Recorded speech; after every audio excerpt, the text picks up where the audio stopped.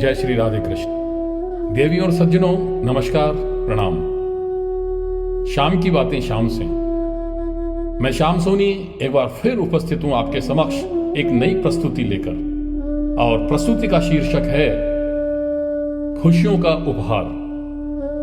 एक बहुमंजिले भवन का निर्माण कार्य चल रहा था। एक दिन निर्माण के दौरान भवन की 8वीं मंजिल से सुपरवाइजर ने नीचे कार्य करने वाले मजदूर को आवाज दी। निर्माण कार्य की तेज आवाज के कारण जमीन पर काम करने वाला मजदूर कुछ समझ नहीं सका कि उसको सुपरवाइजर उसे आवाज दे रहा है। सुपरवाइजर ने मजदूर का ध्यान अपनी ओर आकर्षित करने के लिए एक 10 रुपए का नोट नीचे फेंका, जो ठीक मजदूर के सामने जाकर गिरा।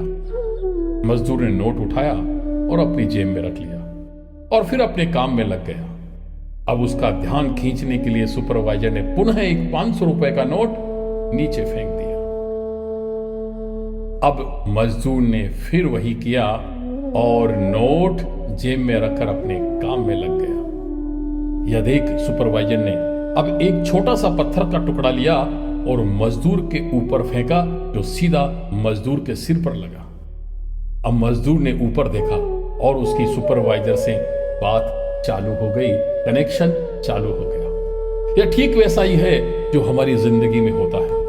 भगवान हमसे संपर्क करना, हमसे मिलना चाहता है, लेकिन हम दुनियादारी के कामों में इतने व्यस्त रहते हैं कि हम भगवान को याद ही नहीं करते। समय समय पर परमपिता परमेश्वर हम सबको छोटी छोटी खुशियों के रूप में उपहार देते रहते हैं, लेकिन हम उन्हें याद नहीं करते। और वो खुशियां और उपहार कहां से आए ना देखते हुए उनका उपयोग या उपभोग कर लेते हैं और भगवान को याद नहीं करते।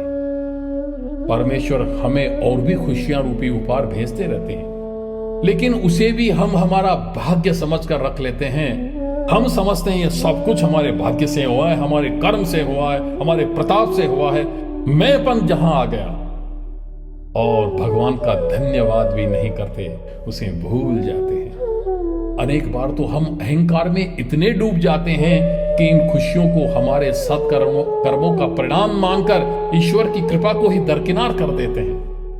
तब भगवान हम पर एक छोटा सा पत्थर फेंकते हैं, जिसे हम कठिनाई कहते हैं, और तत्काल उसके निराकरण के लिए भगवान की ओर देखते हैं, याद करते हैं और उससे प्रार्थना करके कृपा की अपेक्षा करते हैं। उस समय तो हम उसके समक्ष कातर दृष्टि से देखने लग जाते हैं।